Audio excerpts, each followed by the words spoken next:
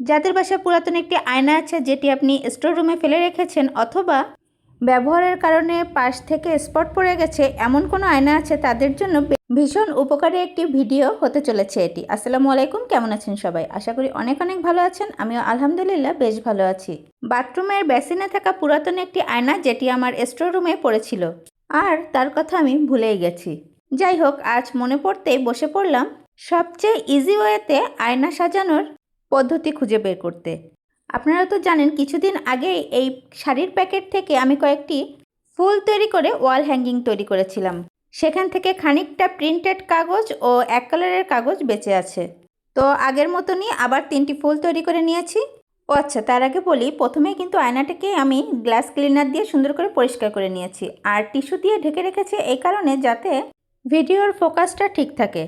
দেখতেই পাচ্ছেন চারপাশের বর্ডার কিন্তু আমি সেট করে ফেলেছি, আর কিভাবে বর্ডারের কোণাগুলি কাটতে হবে সেটিও দেখিয়ে দিয়েছি।